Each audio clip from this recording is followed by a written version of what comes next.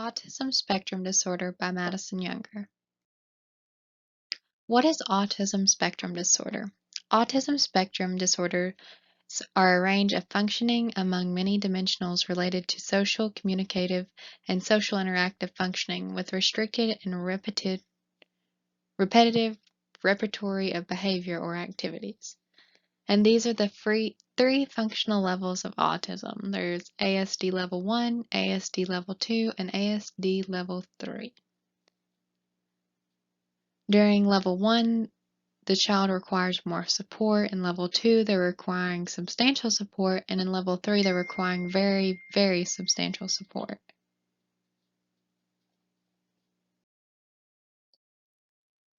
Children with ASD might exhibit these signs. Many individuals with ASD have disabilities as well as strengths along with a spectrum of other characteristics such as growth and fine motor skills, measured IQ, and sensory sensitivities.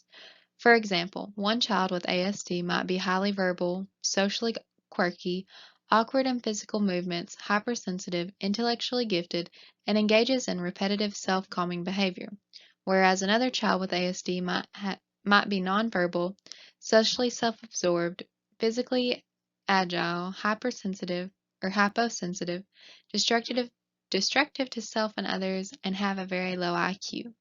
And these are some of the autism spectrum disorders. They might have ADHD, Tourette's, anxiety, OCD.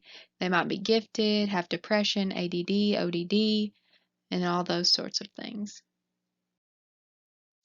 Social communication and social interaction skills.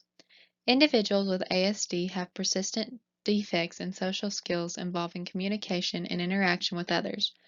These social skills are interrelated and are hallmark features of people with ASD. Typical social impairments include not responding to their name being called or struggling to engage in back and forth conversation. Although some people with ASD avoid social contact, many still yearn for friends and social interaction. People with ASD might also struggle with understanding body gestures, body language, and facial expressions.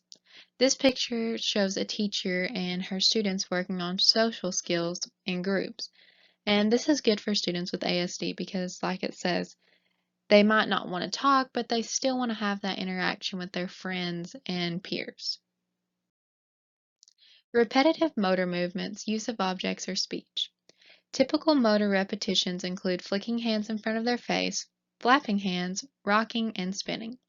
These repetitive behaviors are sometimes termed stereotypical behavior or self-stimulation and may continue for a few seconds or, if unattended, for hours. Self-stimulation may worsen and may include hair pulling, face slapping, biting, and head banging. These are just some pictures of what students who are self-stimming might do. Developmental conditions. Developmental disorders are the most frequently occurring conditions with ASD. Most commonly, these include language disorders, ADHD, and intellectual disabilities, but can also include motor coordination difficulties, hyperactivity, and other maladaptive behaviors. This is adapted from the poem The Language of Us and Them by Mayor Shevon. And things that we say are, I like things a lot, whereas these students who have ASD might fixate on themselves. We might need more breaks, and they might be considered as being off task again. So that's just kind of a us versus them scenario. Mental health conditions. Mental health or psychiatric disorders are found among many children with ASD. Young children may be diagnosed with conditions such as oppositional defiant disorder, anxiety disorder, emotional disturbance, obsessive compulsive disorder, and among other conditions. Children and adolescents with ASD are at an increased risk for depression and anxiety symptoms. As you can see here, it shows what the anxiety disorder is in adults with ASD compared to adults without ASD, and the rate is much higher in people who have ASD. It also shows the rate of depression compared to people without ASD. So this graph gives a lot of insights on disorder conditions. Medical conditions. Neurological and other medical conditions also occur in children with ASD. Most common is epilepsy, affecting up to 46%. Rare cases include Fragile X syndrome, tuberous sclerosis, and 15q duplication syndrome. And this is a graph of the medical and psychiatric conditions in adults with ASD.